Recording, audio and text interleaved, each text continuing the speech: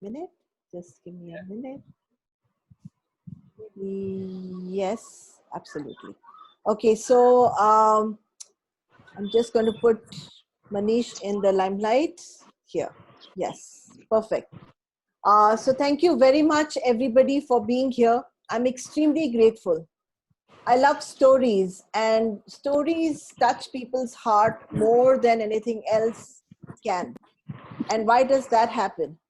Why is it that the stories definitely touch people's hearts? Because stories connect people to stories of their own. And when stories are told, you can connect to parts of the stories. And right now, I have Manish Tayal who's going to be speaking. And the whole topic is about Manish Tayal Inspires. And the topic of today is basically from ashes to riches. And that is his favorite line of Manish Dayal, ashes to riches. Intention ये डाली है कि इसके बाद he will never have to turn around and look at anything ever other than abundance. So कहानियां बहुत सुनी होंगी आपने, मैंने भी सुनी है. कुछ कहानियां ऐसे होती हैं कि लोग बहुत ऊंचाई पे जाते हैं और वहां से जब गिरते हैं तो नेक्स्ट न्यूज सुनाई देती है कि they have committed suicide. They are not there in the world anymore. कुछ कहानियां ऐसी होती हैं कि लोग ऊपर ही नहीं उड़ते क्योंकि डर लगता है उनको ऊपर उड़ने से कि अगर वो उड़ गए तो they will fall down. Today is a story of a man who not only flew high, fell down, and it's not just his story. It's story of son and father. So both of them flew together, flew very high, created huge abundance. And then, as businesses have it, he had massive losses. And how he again rose up to create all that he's created today. Not only did he rise up, but he also created abundance, not just for himself, but is constantly creating abundance for other people. He is the founder of the Venus Club, and his father and he together had a dream which he is fulfilling. Over to Manish Dayal. Manish, thank you. Thank you, Anu, for those lovely words and that amazing introduction. It's been so Anu is an amazing girl, and I guess all of us have amazing stories, and I have an amazing story as well, just like all of you. And Anu was there with me till 1 o'clock last night, and I was admiring this lady. That she could, she could put in that effort and have that passion to listen to somebody else's story. So I was very, very, very touched with that gesture. And yes, it has been an amazing journey, and I've loved every part of it. So to begin with, it's Manish, like can I interrupt yeah, here and tell you that yeah, could you write in the yeah, beginning, take us through your childhood? And yesterday when we were conversing, there was yeah. one patch that really caught my eye. And that was when you talked about the parliament meetings in your house. So if you can just take us Yeah. through who your dad was, what do you do, and then to that parliament table, it would be brilliant. Thank you. Okay. So before I begin and answer Anu's question, I have a small something to tell my participants and to ask them to ponder here. And this is so Anu, hear me now? Yes, absolutely. Okay. So the This is so much better. so if God was, so I'm asking all the participants here, if God would come to you and say, okay, I have two sets of lives for you. There's one life which has lot of money, lot of pain, lot of going down. So it's like a roller coaster ride, okay, where you have happiness, money, and then no money, and then a lot of pain as well. And then there's another life where you have stable happiness and a certain degree of happiness, and it goes stable. Like your heartbeat. Oh no, sorry, not like a heartbeat, like a horizontal line. So which life would you choose? So this is what I have pondered about, and you can maybe write on the chat, or if you want Come to on, unmute guys, yourself and say for a minute. all of you, Can you write on the chat what kind of life would you like? There are two choices that Manish has given. One is a roller coaster ride like the heartbeat, up and down, and you really earn a lot, Yeah. but there's a lot of pain. Then you lose a lot, you lose a lot, you also have a lot of pain, but you earned a lot, learned a lot, and you had a lot of fun. And the second kind of life is where life is just a straight line, a plateau. Come on, fatafat likho, write down. Which one would you like? Which one would you like? So yeah. So now that people would write, so let's go ahead with the. So coming back to your question, Anu, here I would like to say that before we could choose, perhaps God has written in Tayal dynasty itself that you don't have a choice. You have to go with a roller coaster ride. So right from my great great grandfather to my grandfather to my father and to me, all our lives have witnessed roller coaster. So this is what has gone through, and this is what we have gone through all our lives. And so this is so now coming. So we're a typical business family, business running through about 7 generations now. And so having said that, my father had to begin his career with a job with Archaeological Department of India with rupees 600 as his monthly salary. So so this is a live example of low roller coaster ride. A guy who was a blue-eyed guy of his family of the city who used to ride in a car in Agra when there were only only two families having cars that time. And that guy had to start his career, my father, with the 600 rupee job. So that's an example. So now coming to Anu's question, yes. So my father had his own style of running businesses and involving families in their own way. So one of the unique features of his way of running a business and involving a family, he would say he would announce a parliamentary meet. So when I was as small as 4 year old, there would be an announcement by the family head that today at 8 p.m. we have a parliamentary meeting where all the members of the family are requested to attend it. And in that meeting, he will talk about his business plans. He would talk about what he's planning next in his life. Now, as a 4 year old, I have really no clue what he's talking about. But then that is how perhaps I guess business got virtually injected. It was like I realized later on this is a vaccine, business vaccine, which gets injected right into your veins. So this is what I have been I've gone through, and then it has come to me, and I do the same with my daughters today, and I've been doing it since donkey years now. The same practice follows. The practice goes on. So also what it does is not only does it bring whatever skills the head of the family wants to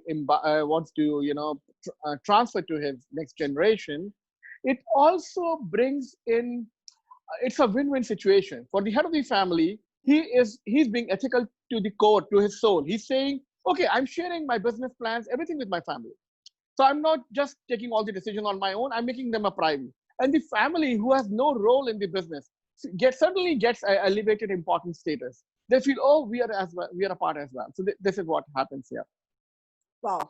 Over to you, Anu. So this is what we started with. Yeah. Wonderful. So just like Manish said, his father would actually sit around the table and have his 4-year-old and even younger sisters sitting across with his mom, and everything was being discussed as if children understood.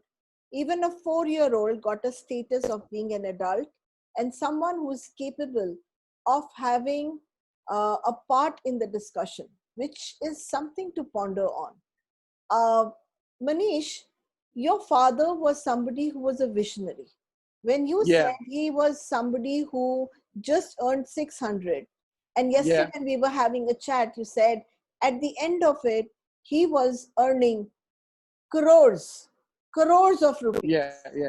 Because he created a steel industry. Now, how did this transition for him happen? And what were the strong points in his personality that completely led to his going up the ladder like this? Yeah, so I've been through this journey because, when I didn't know about his past as a child, and I have taken rides on his bicycle, and then I have seen him, and I have myself, I stepped into his business, and we bought the fanciest of the car. So, so I don't know much about his struggles. Yes, in a very nutshell, he funded his own studies, funded his own marriage, went with the government job of 600 rupees, then did a job with his brother-in-law, then entered into a job with the sugar industry. And then since he was a charismatic personality and very good with communication, so the Sugar Mill Association, they chose him as the general secretary. And the owners of the sugar mill did not like it. And that is why he was asked to step down. And that is when his job career stopped and went into business. Wow. Had he not been asked to step down, So he probably, now this was yeah. had he not stepped down, had he not been asked to step down, he probably would have never turned to business. This is just for people to know that everything that we think may be negative could have a very positive meaning around the place. So in the sugar industry, so how did he mesmerize people? Because what you told me, he knew English very well, he knew Hindi very well, but more than anything else, he knew how to connect to an 8-year-old, to an 81-year-old. And he knew how to connect to someone who had 2 rupees in the pocket to someone who had 2 crores in the pocket. How did he manage that, Manish? Yes, absolutely. So a little bit of a diversion here. So that moment when he was asked to step down from his job, I remember for a month, our entire house was a little tense, and my mom and dad would lock themselves in a room and we were wondering what's happening inside that room. And one day, and he was very fond of buying these fresh vegetables. So one day he took me on his cycle, and I was a guy who was never interested in this act of buying vegetables, fresh vegetables, and he would always virtually pull me around. Come on, you can't escape this. I'm going to buy vegetables, and you're going to come around along with me. So one fine day, during this time when he had been asked to step down, and before he started, and he was just about to start his business. He had just started his business.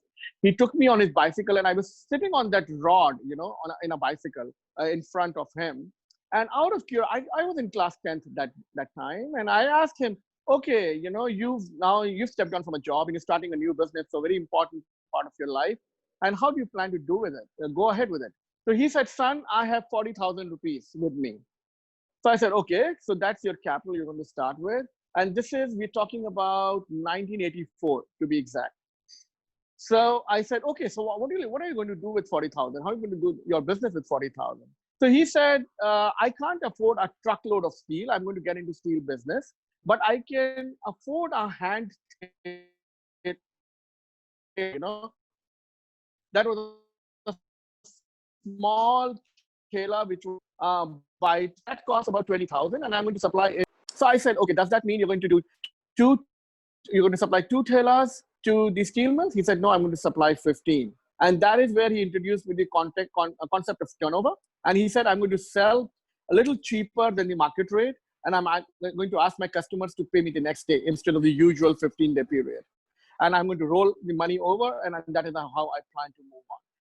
And from that day, from that 40,000 rupees, he went on in a period of 10 years. Yeah, exactly 10 years to put in 25 crores of steel factories. Wow. Wow. Yeah. That's something. Can you take us through the lifestyle that you had as, you remember you said something very interesting that your father said, jab tak father hote hain, tab tak aish hoti hai. Literally, it wasn't like this, but it meant something like that. कि जब तक father की छाया रहती है तब तक आप पापा की या अपने फादर की पैसों पे ऐश कर सकते हो. आप खुद जब कमाते हो तो वो ऐश करने के लिए नहीं मिलता, आपके बच्चे उसके ऊपर ऐश करते हैं. एंड आपका लाइफस्टाइल कैसा था और ये वर्ड्स, ये अल्फाजों ने, what did this words leave in your mind? Because it was more about no matter what, son, as long as I am there, you can have a prosperous and abundant life. Yeah, so this was something very unique about my father, and that is why I'm very much connected with him. A lot of times I knew when I would look into his eyes that he really doesn't approve of my ways. And he perhaps is telling me, or he understands that what I'm doing is not really ethical or right, but he would have this, I feel it was his immense love for me or whatever, he has never said a no to me. So virtually for anything except one instance when I went to an auto exhibition in Delhi, and I was very fond of flying. I had a student's pilot license, and I came home and I said, Father, I didn't like any cars, but I liked a small aeroplane called Piper Cub, and I've just bought it. I've given them a small advance. And that was one decision. He said, son, doesn't sound, it's not, this is not logical. We're not that big. And you need to, reverse that decision. So except that decision, he's virtually let me have my way. So, Wow. so he's a guy who came from rags to riches, and he would invest a lot in business, but when it came to spending on his own self, I would say he would not do it. So I would have a room booked in a 5-star hotel round the clock, and my father has perhaps never stayed in a 5-star hotel, and I would always ask him why we earn about 35 lakhs rupees a month, and a hotel room costs rupees 10,000. Why don't you stay? So he said, son, I have slept on the floor of the railway coach near the toilet, and I know the value of money. I know the value of 10,000 rupees, and even though I earn a lot today, but my heart goes out to give 10,000 rupees to a 5-star for a room. So that is how he was, and I was pampered. I was known in the industry never to have to pick up a glass on it on my own. We were running 5 steel plants. We had 1,000 direct employees. We had 10,000 contracted labor with us. We were running 4 plants in a place called Kanpur in UP, which is in news nowadays because of the infamous gangster rather. So I would my drivers. We had a couple of drivers and couple of cars that time, and my driver was instructed that my car's AC should be switched on at around 10 o'clock. And no matter whenever I would step out of the bungalow, maybe 4 o'clock, 2 o'clock, the AC would remain switched on. So I'm just trying to say this is not the right thing to do naturally. But I'm trying to say I was a little pampered, and I did have a little bit of vices, whatever. And I was a little bit of spoiled kind of a guy at that time. I was 22-year-old, and I became the MD of a small steel empire, and I was virtually living my life the way I wanted to, and stuff like that. Yeah. Wonderful. Yeah, Anu, over to you. Yeah. Yes.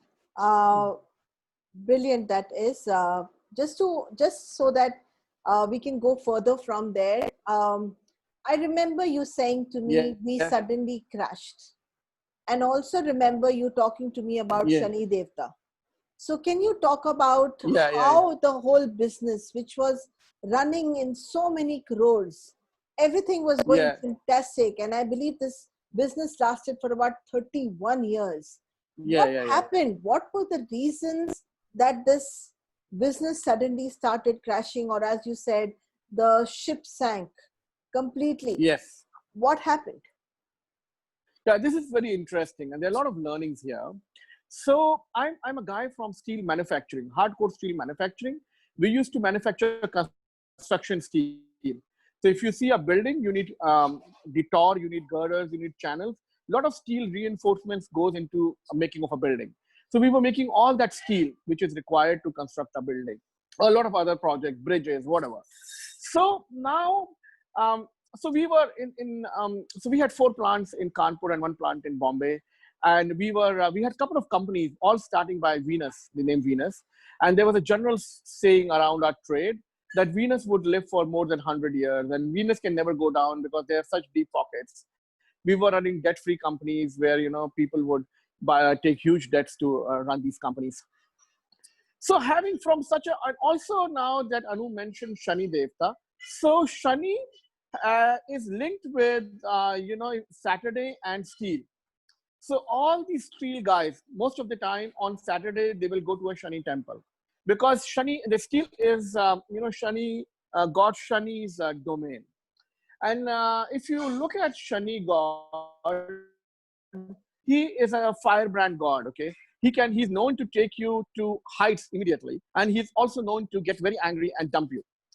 So if you look at steel industry history across the globe, you will find the roller coaster ride so common.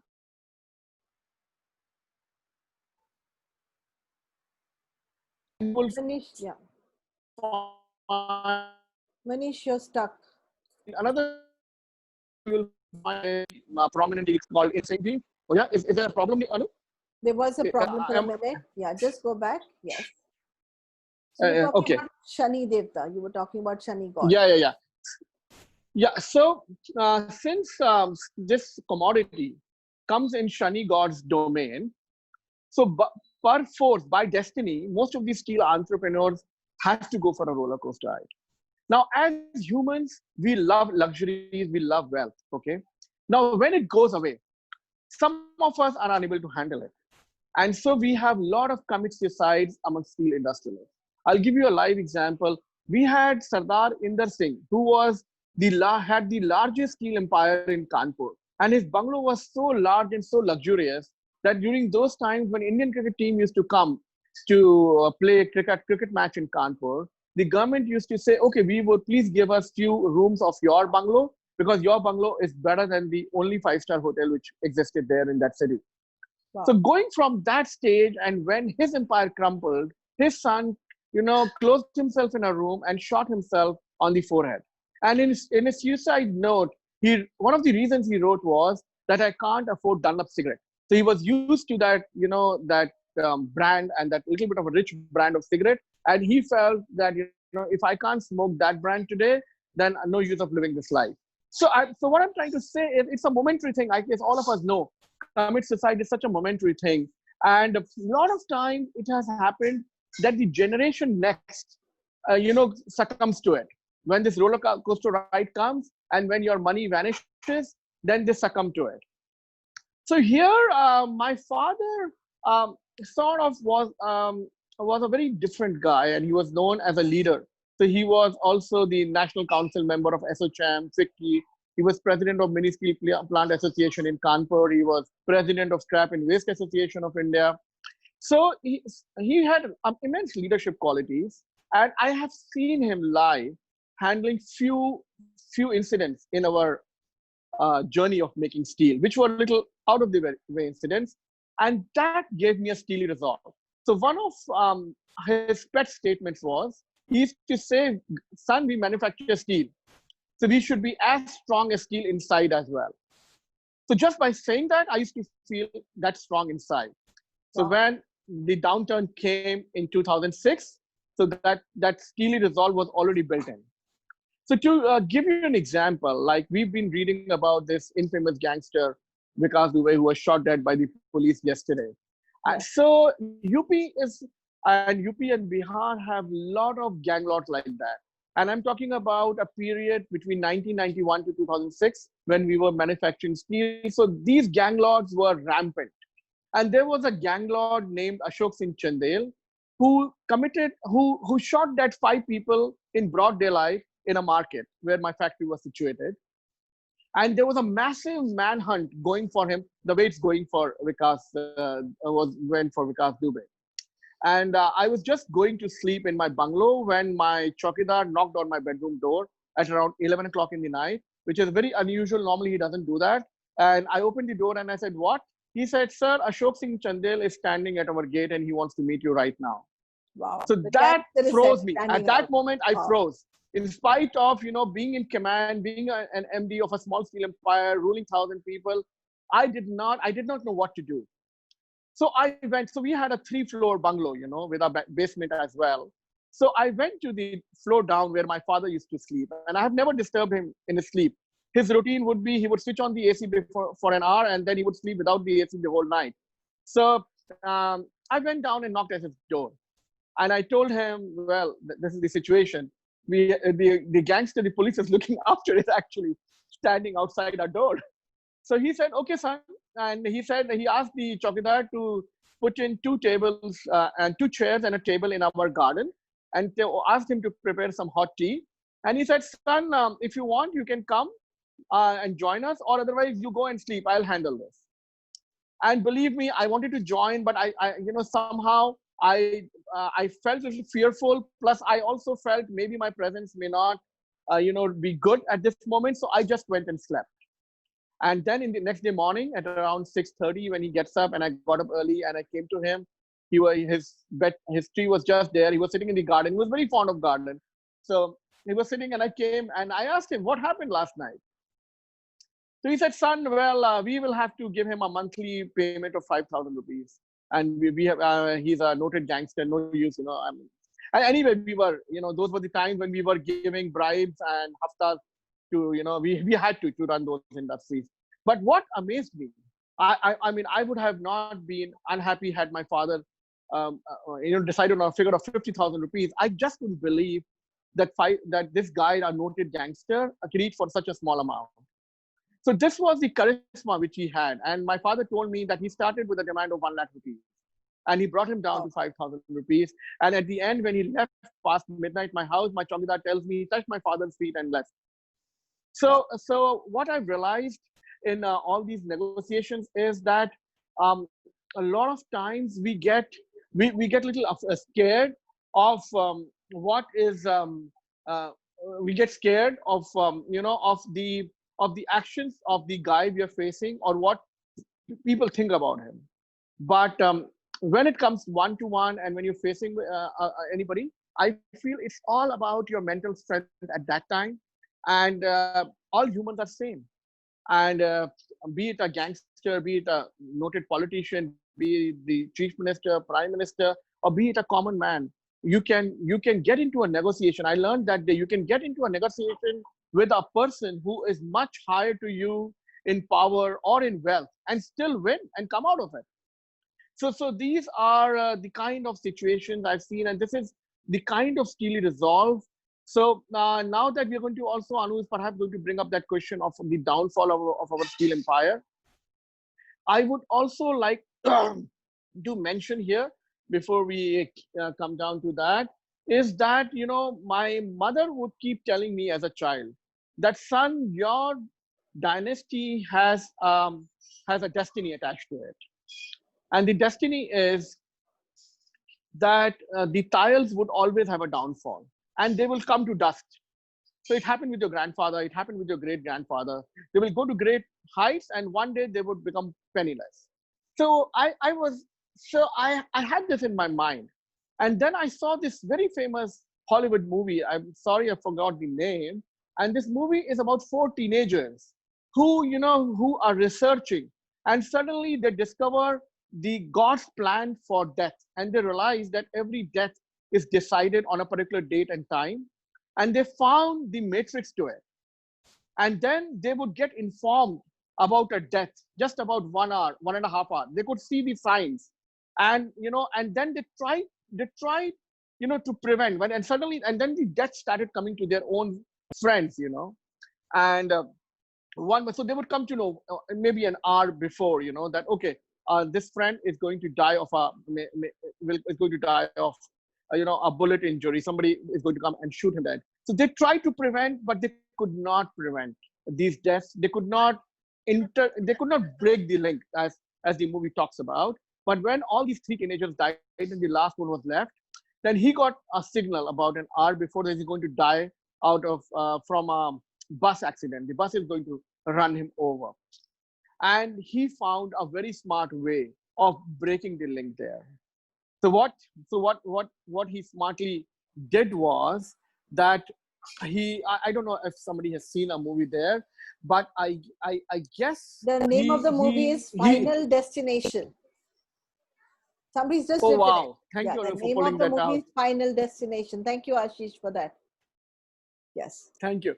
And so Ashish, do you remember this last scene and how did this guy avoid the death? Not exactly, sir. Not exactly. Okay. So what I remember is he was supposed to die from a bus running him over. So instead of waiting for that moment to come, he went in front of the bus before the moment. And he asked the bus driver, run me over. And when the bus came just next to him, he moved out. So what he exactly did was at that particular, so he fast forwarded the event. And at that moment, when the bus was supposed to run over him, the bus had already run over and gone ahead. So he tried in his own attempt, this teenager broke the chain. And I said, well, if this teenager can break the chain, I can break the chain in the Tayal dynasty. And I would not let my family come to dust. So when things went bad, there were 5 reasons why our group, which was supposed to never go down, went down. And Anu, am I supposed to say the 5 reasons right now? Yeah, please go ahead. Okay, so the 5 reasons in a nutshell, not to take much of your time, was one of my uncle directors cheated us with 1.5 crore rupees. Then when he cheated us, he used the vendors of our company and the customers of our company. So the vendors and customers cheated us with 3 crore rupees. Then the third was the UP government wanted to promote a backward area named Bundelkhand, and they came up with power subsidy. And the then governor Motilal Vora, he signed an agreement with us that if you put up an industry in Bundelkhand area, we would give you 50% power subsidy. So we acted on that industrial policy, and we put up 2 steel plants there. First year, they gave us 50% power subsidy as per the promise. Second year, they said, we don't have the money, we will give you 25%. Third year, they said, we don't have the money, we can't give you anything. Fourth year, they said it was a mistake to give you the 25% and 50% in the earlier, please give us back. And we fought tooth and nail to the high courts and Supreme Courts, and my litigation bill was about 1 crore of rupees. So this was the third reason why we went down. Then the fourth was, there was, in spite of my father holding so much of leadership positions, there's one thing which I noticed during those time. I don't know whether it still holds good. I think from the feelers I get, it still holds good. I've seen that people with money, most of them, have a very small heart. So I've seen businessmen, steel businessmen, who would be earning 30 lakhs a month, and they would deduct 100 rupees from a laborer. And I would just, it was so illogical, and I would never understand why would a man like that ever do that. So, so from that angle, there was love. So a lot of these fellow industrialists, they felt that if a fellow industrialist goes down, then we can, then we get a better chance to make more money and survive better. So there was a time, those were those times when the market was going down. So every industry has these stages, the cash-rich stage, the saturation stage, also guys who do business and economy, they know all this. So we were going through the saturation stage that time. And our neighbor, who was a very good friend of my father, he plotted against us, and he got a government official to go against us and conspire against us. And so these were the 5 major reasons why our group Venus went down. And Thank you so much, that's Manish. what happened. Yeah. Thank you so much, Manish, for that. Just a question. Now, when things are good, everybody's your friend. Yeah. Everybody wants to make a buck off you. Everybody wants to ride in the same boat. Everybody wants to take things from that boat and use it on their own. But when things really went bad, क्या कुछ फर्क था लोगों में? Did something change where people started behaving with you differently? Did they react differently because the money status changed?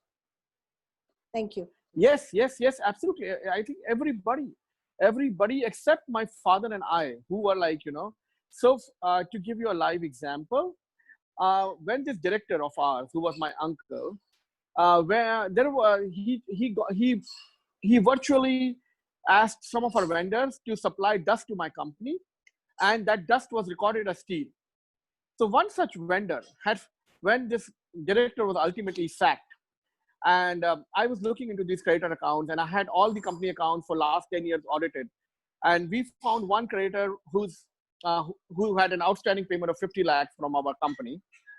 And we found that he's already supplied us 50 lakh rupees of dust.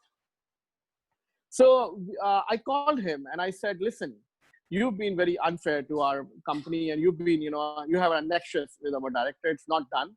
But still, out of this 50 lakhs, we will give you 30 lakhs and we will deduct 20 lakhs as a punishment for what you have done in unethical practice. And he agreed on a stamp agreement and he signed it off. And we paid him 30 lakhs. And when his 20 lakhs was outstanding, he started demanding it. And we said, no, you have signed an agreement. We're not supposed to pay you that.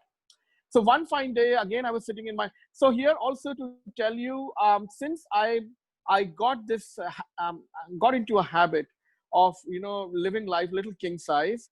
So my office was a 2,000 square meter office. It was the most luxurious office in the entire city. all trade associations, all meetings were held in my office because people felt it's better than a hotel. And at that time, JK Group was the third largest group in India, and their headquarters was in Kanpur. And our office was supposed to be bigger and much more luxurious than their office. So just to say that, we were living in style during those days. So one fine day, again, my peon came up to me and he said that, well, this creditor, whose name was Suresh, is standing with about 5 goons and he's firing bullets in the air and he wants to meet you immediately. So I said, okay, tell him he would be allowed. So we used to have a lock and system of inside our cabin, inside the entire compound where my administrative staff and I used to sit.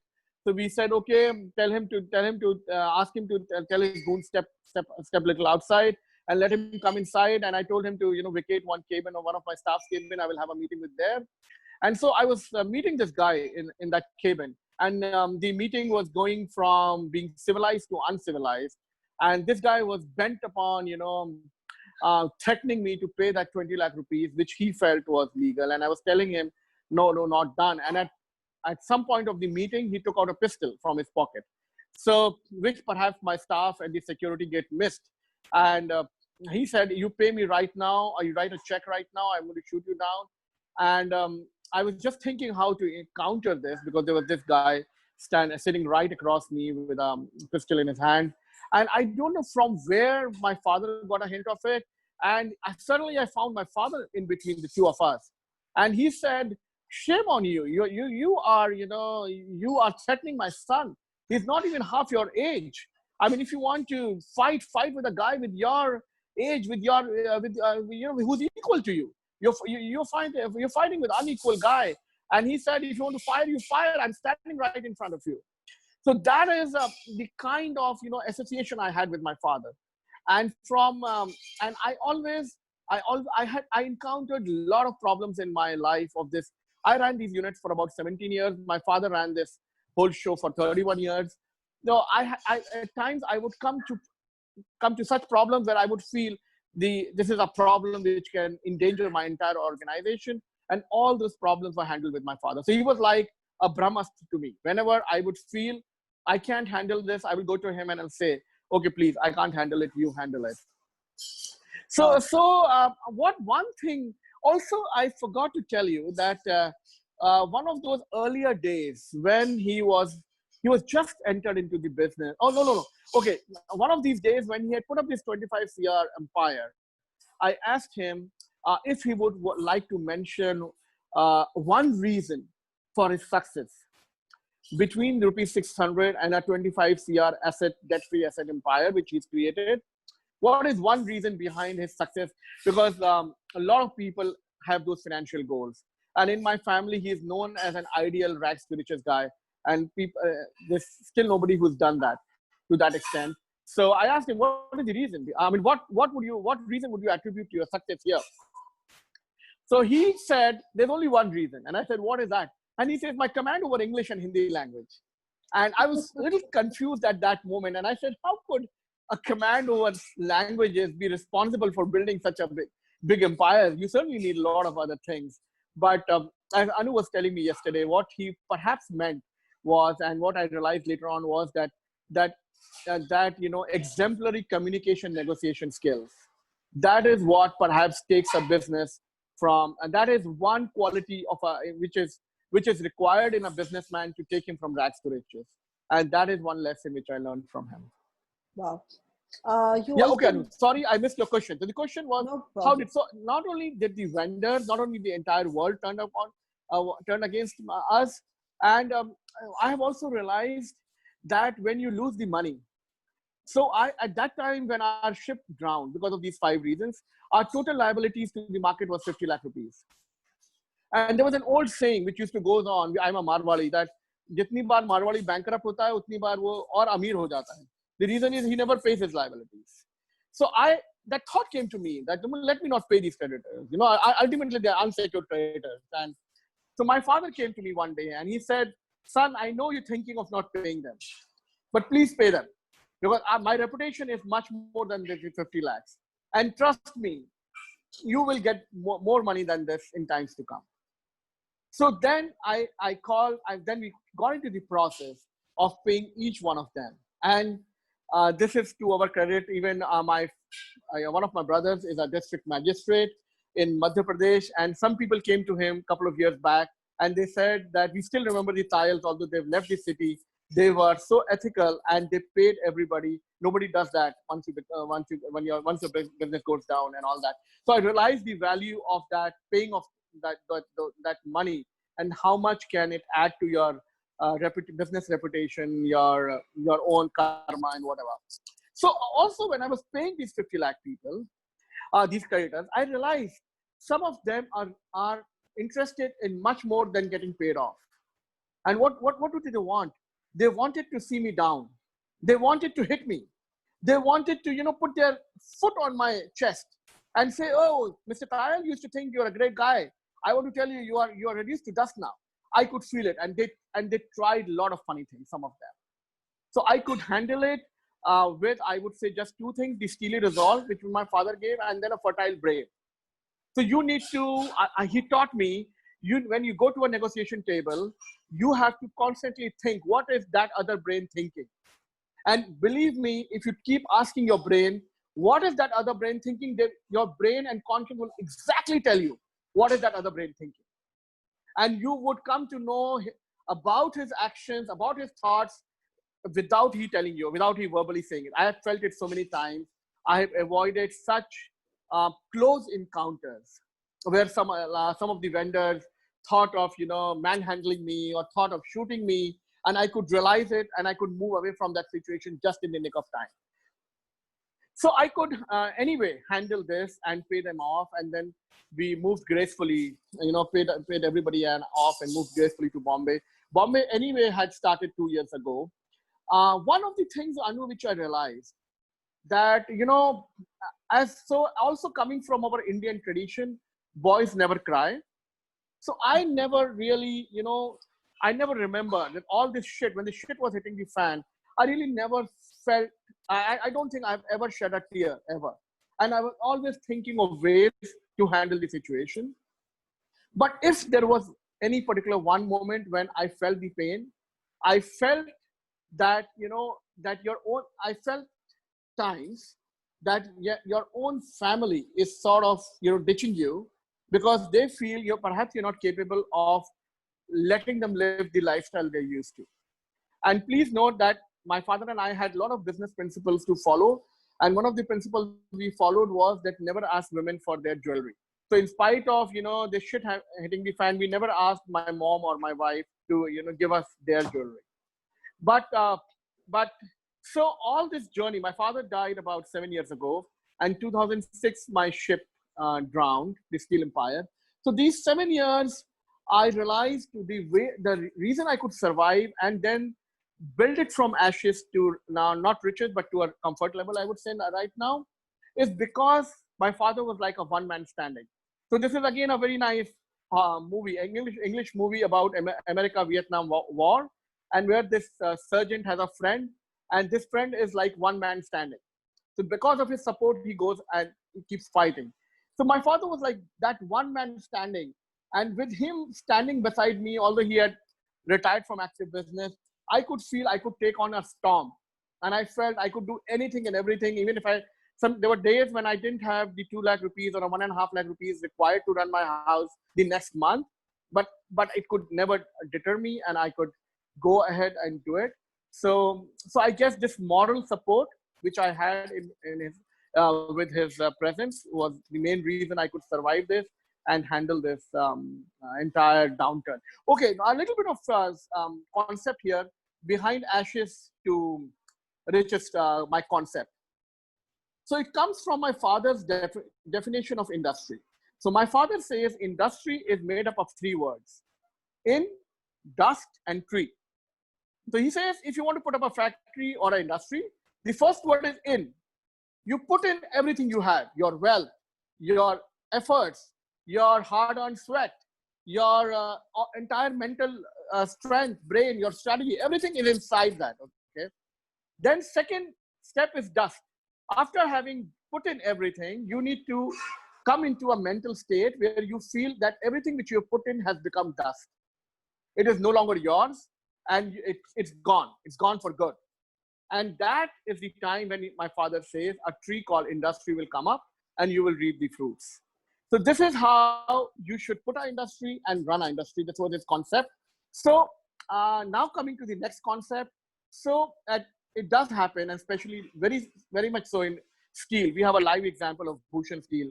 Bhushan, we were the biggest vendors to Bhushan Steel. Bhushan Steel is a 10,000 crore group, and they have defaulted on bank lines and they have been declared bankrupt. Both the brothers, Sajjan Singhal and Neeraj Singhal. Another example of Shani Devta. So it was, I think it's the fifth largest steel group in the country. And this is what happens in steel, you know. It's a roller coaster ride. Bhushan would have never thought, you know, they have bungalows and they have so much of wealth with them. They would have never thought that one day we will become bankrupt. Even if you look at SR, the Ruiyas, you know, so steel has this cycle. So now coming to ashes. So now the real caliber is when your industry goes down, then what is left? You're left with ashes, okay? That's what you're left. Now that is the time when from that ashes, you need to build riches. And that is an entirely a different process. And I guess one of the major, I would suggest only two things to do it. One is have a steely resolve. You know, you must keep telling yourself, because just as if you look at Sunil Gavaskar or Sachin Tendulkar, the reason why they're famous is most of the bowlers and fielders will tell you, before every ball is bowled to them, they would keep murmuring something. And that is, I can hit a 4, I can survive, I can stay on the pitch for a long time. So these words have a big power. So if you keep telling yourself, God, this is ashes.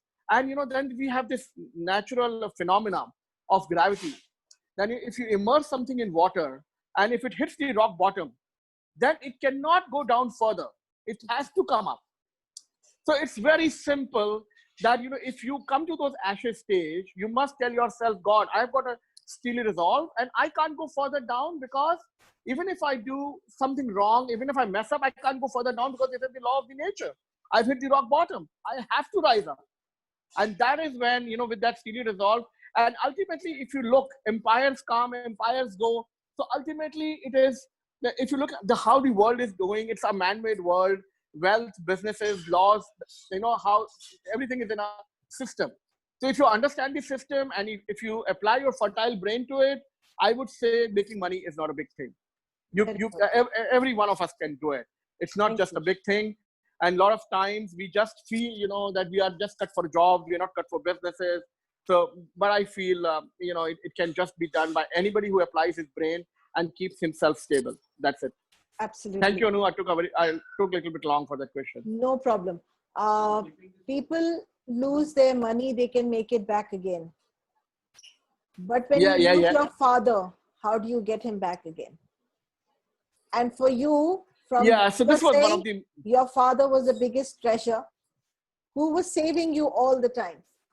Yeah. It was like you were so confident and you believed in him so much that even when the gangster came home, you were not scared that he'll hit your father and go. You just went and slept. So much of belief you can only have in God. Yes. So much of belief that he will protect you completely. In his absence. Yes. So how did you cope up with that loss? Because that loss is probably bigger than the loss of wealth. Thank you. Absolutely. Absolutely. And so I'll give you two small stories here. First is I was like heir to a kingdom because my father built this kingdom and I enjoyed it during those times. So I was living in a protected environment. One of the things I was scared was of a funeral. So whenever there would be a death in a friend's place or relative's place, I would avoid it. And I will tell my father, Dad, Papa, why don't you go? And he would always go and he would never say, son, okay, no, you go. So much so that my father's funeral was the first funeral I attended in my life. Wow. So that was the kind of, protection I had from him.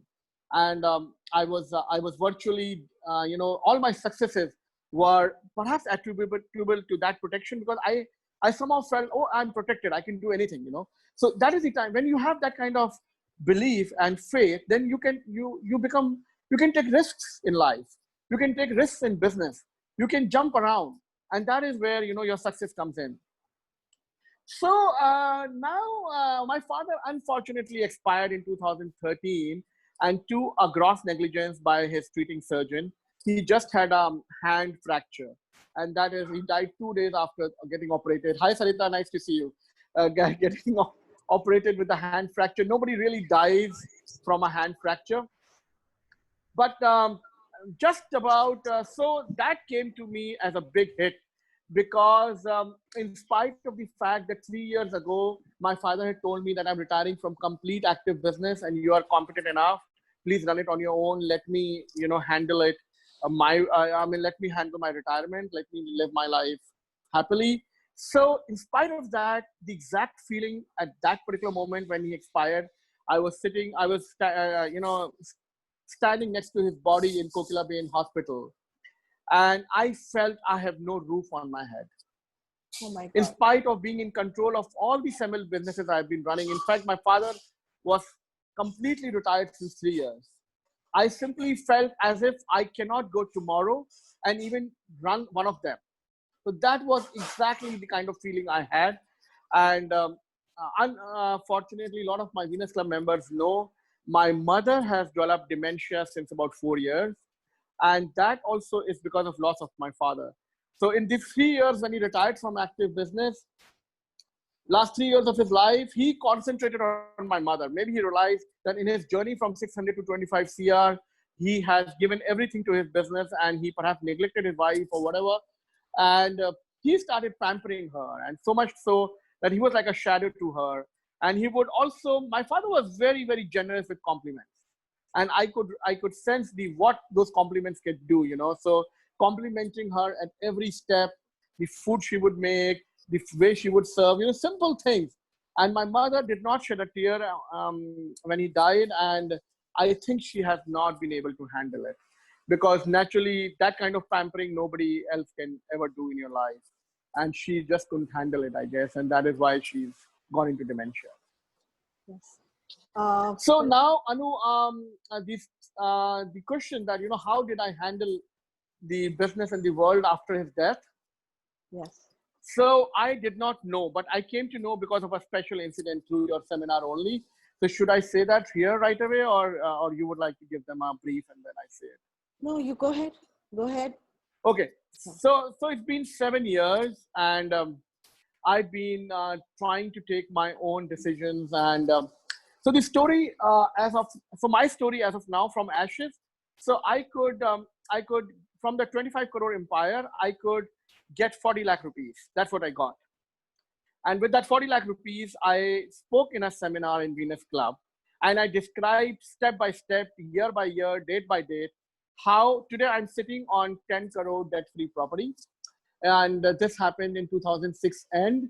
So it's about been 13 years. So I got this, I could finish the property, the 10 crore. I mean, the last acquisition was in 2017. So about 11 years. So 11 years it took me to convert these 40 lakh rupees into 10 CR. So we'll talk about that journey step by step later on because we don't have the time. But what helped is naturally, there were two things which helped me do that. One is my father, because he was like a shield. He was like a Brahmas with me. So I could take risky decisions. I could play with real estate without having money with me. The second is, it's about, again, communication, negotiation, and also believe in the supremacy of your brain. So just as Sachin Tendulkar would tell himself that he could stay on the pitch for the whole day and hit a century, you need to tell yourself, God, no, in next 2 years, I'm going to earn a crore of rupees. And you need to tell yourself every day, every moment. So this is, and since 3-4 years, I've been whispering in Lord Ganesha's ears also, trying to go into that Hindu philosophy that whatever you whisper in the Lord's ear comes true and the Lord listens to you. So ultimately, you have to tell your conscience, your brain, everybody that this is your financial goal. Keep repeating to yourself. So this is a biggest success mantra, and I've seen it myself. And now this is a very turn, like the lady Benifer, right? I hope I'm pronouncing her name right. The lady who just read my foretold my next destiny, something like that.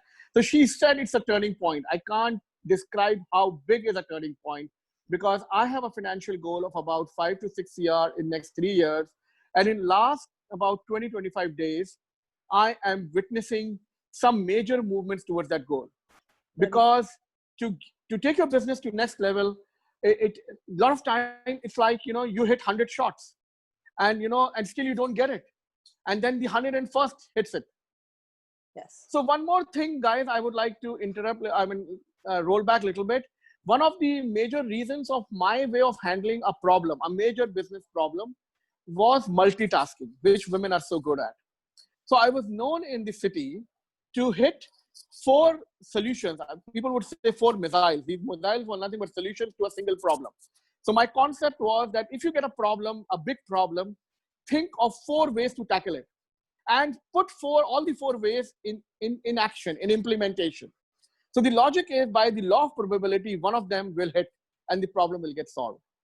If you do one by one, then, you know, it may take longer, and it may also happen that the problem actually comes on your head before the solution hits it. So this has been my very proven strategy, which I've followed for about now 25 years in business to, you know, to tackle problems. So this is the way I made my journey.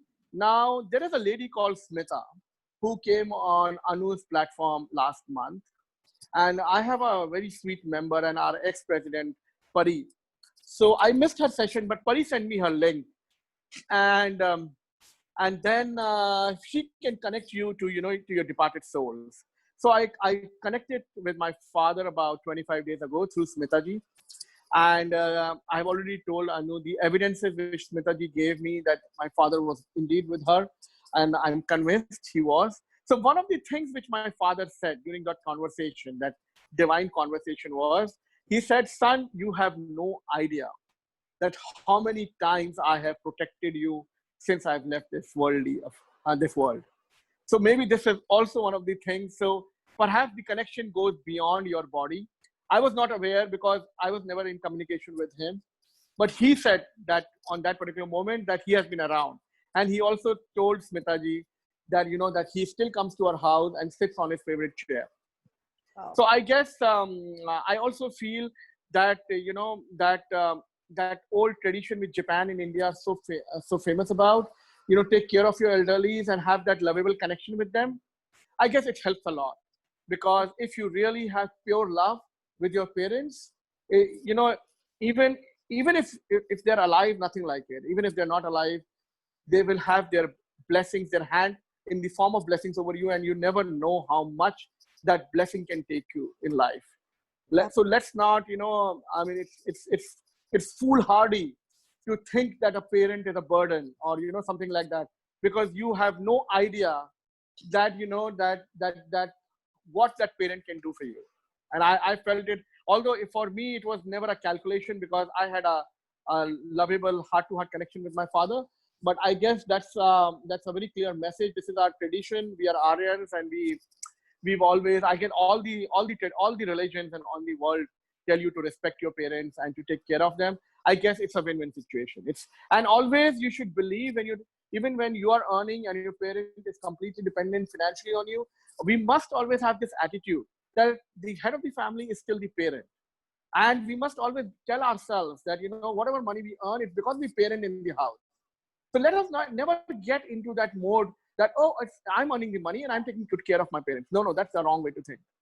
So that's my journey, Anu, and I hope I've not overshot the time. It doesn't matter. It's a beautiful journey, and our next speaker is waiting, but we'll have a quick song from Usha ji, because we had invited her and she's very gracefully agreed. Thank you so much, Manish. That was heart-touching, and I didn't feel like stopping you. I apologize, Viola, so that you had to wait. Usha ji, can you please fatafat sing a song for us, my dear? Thank you. I really appreciate. And if you have any questions for Manish, guys, Manish, can you wait for the session to get over so that if there are any questions, you can answer them later, if that's okay with you?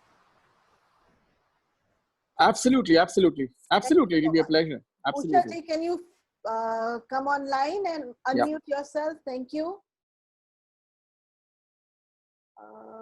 So we're not taking any questions right now. Yes, hello. Hi, Viola. 1 minute.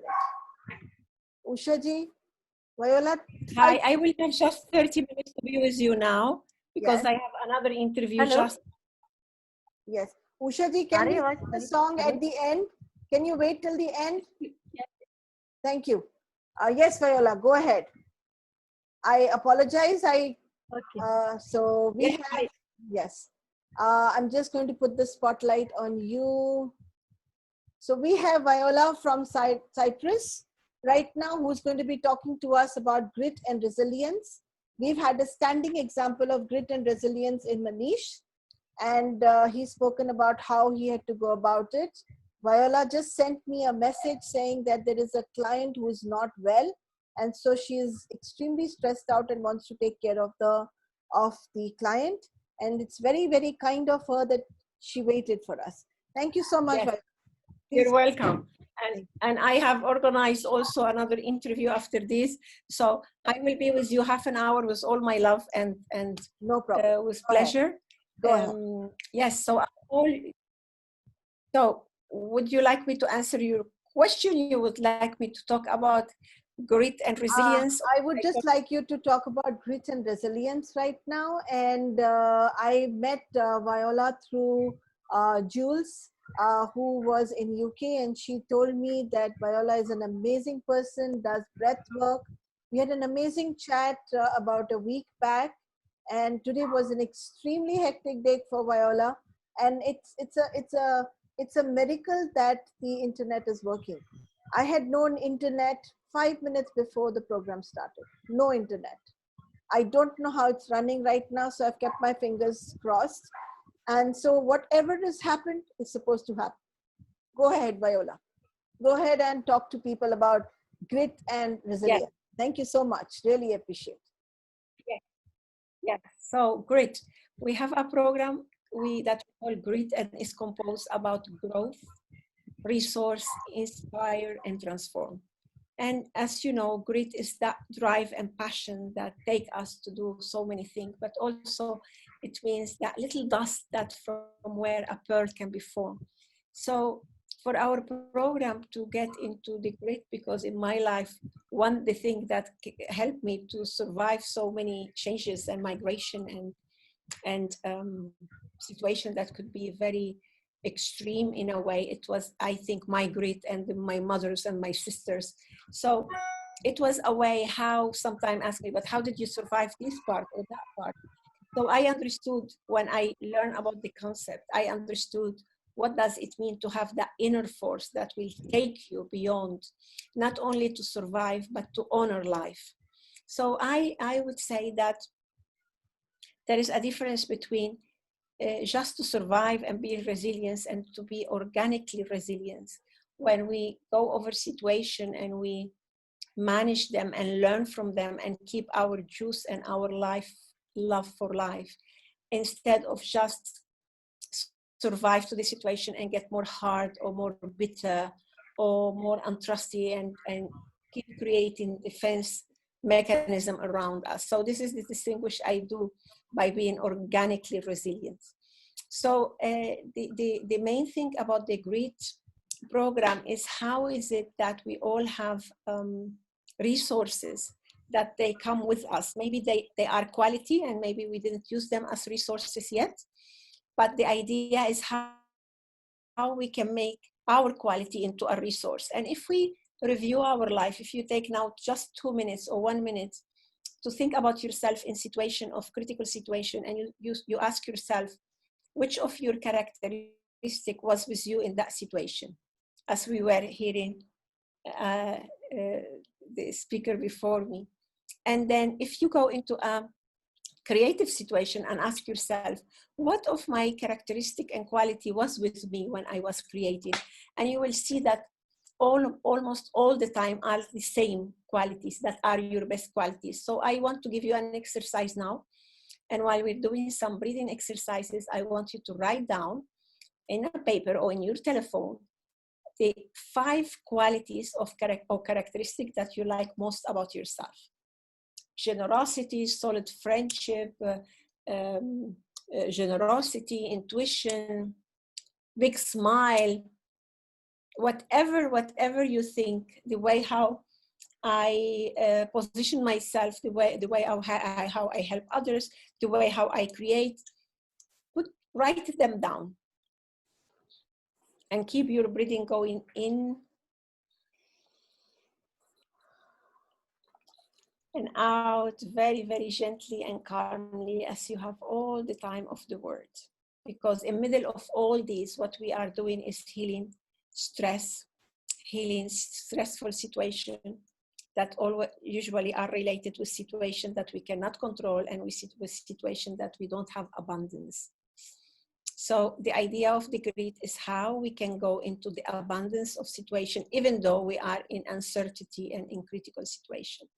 So the first part of the exercise is that you write the 5 things that you like most about yourself, your best quality. And the other part of the exercise is that you write down the 5 things that you like to do the best.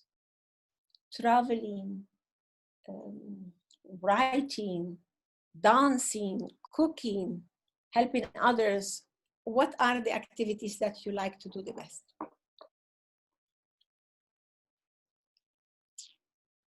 And one thing I learned about positive psychotherapy was that positive, the word positive is coming from Latin and it means positum. And positum means what is given, what is there. And us as a therapist and as a mentor, we know that every client who comes to us, he or she are already given what they need. And what we do together is to take them into another level, into a level that will help them to do best, will help them to shine more. But they already were given what they need to really have a great life. So talking about great, it's very important for us to know what is our purpose and what is our vision. And both think we don't sculpt on rock. We write them and we can change them and move around them through the years. So to work about vision and purpose, to help us to be guided in our inner self and also with a methodology in our outside world, it will take maybe a whole weekend to prepare. But if I will have only 1 minute in a radio interview to explain what is mission and what is vision, I would say mission is to return to life what life gave me, which are my quality